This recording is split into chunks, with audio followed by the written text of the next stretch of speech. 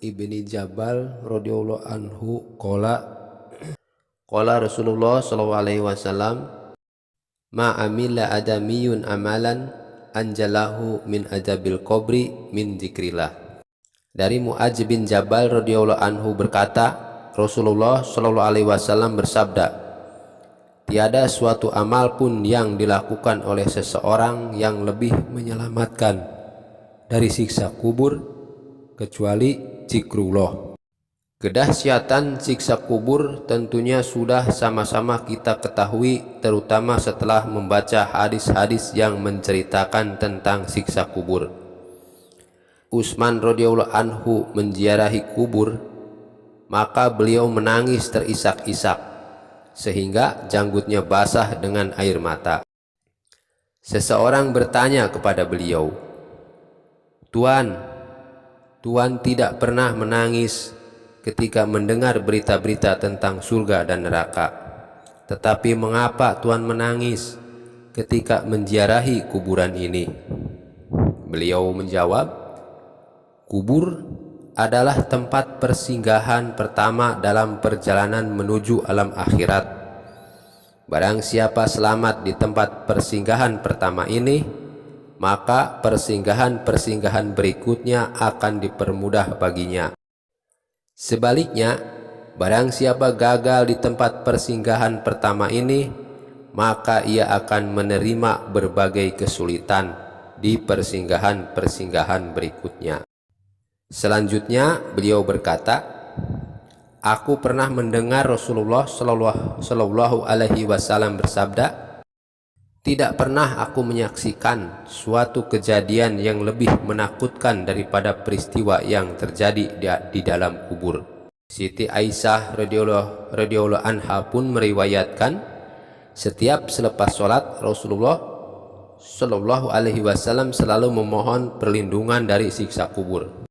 Dalam riwayat lain, Zaid radhiyallahu anhu meriwayatkan bahwa Rasulullah Shallallahu alaihi wasallam bersabda, aku khawatir kamu tidak akan mengebumikan mayat-mayat karena gentar dan takut jika aku berdoa kepada Allah Subhanahu wa ta'ala supaya memperlihatkan kepada kalian keadaan dan azab kubur.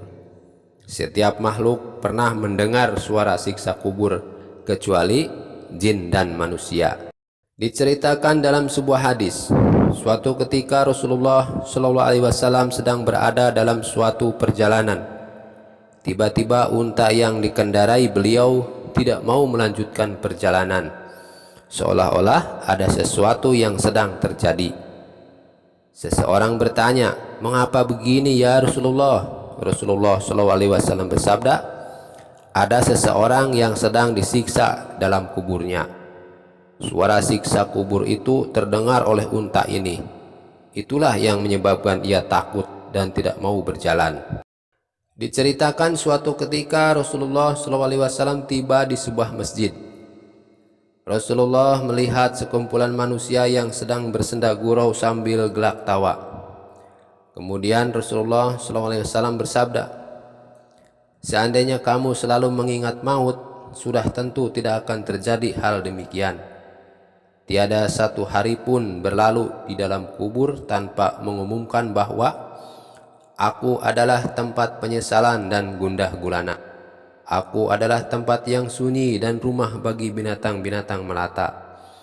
Apabila seorang mukmin dikebumikan, maka kubur menyambutnya dengan baik dengan berkata kepadanya, selamat datang, alangkah baiknya kau telah datang kepadaku. Di antara yang tinggal di permukaanku, engkaulah yang paling aku cintai. Kini engkau telah diserahkan kepadaku, maka aku akan berlaku baik kepadamu. Kemudian kubur itu diperluas sejauh mata memandang, dan dibukalah untuknya pintu surga, sehingga ia dapat merasakan keharuman surga itu. Sebaliknya, apabila seseorang yang berdosa dikebumikan, maka kubur menyambutnya dengan berkata, alangkah celaka dan naasnya kamu datang kepadaku. Apa gunanya kamu datang kepadaku? Di antara mereka yang tinggal di permukaanku, engkaulah yang paling aku benci. kini engkau telah diserahkan kepadaku, maka engkau akan melihat apa yang akan aku perbuat terhadapmu nanti. Kemudian kubur itu menghimpitnya sehingga tulang-tulang rusuknya beradu seperti bersilangnya jari-jari tangan yang tergenggam satu sama lain.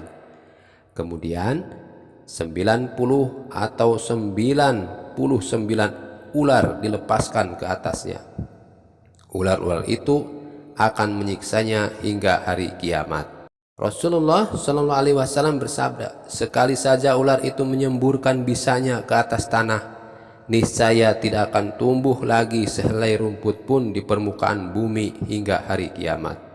Kubur merupakan salah satu taman dari taman-taman surga atau salah satu lembah dari lembah-lembah neraka jahanam. Dalam sebuah hadis disebut bahwa Rasulullah SAW melewati dua kuburan, lalu bersabda, kedua ahli kubur ini sedang disiksa.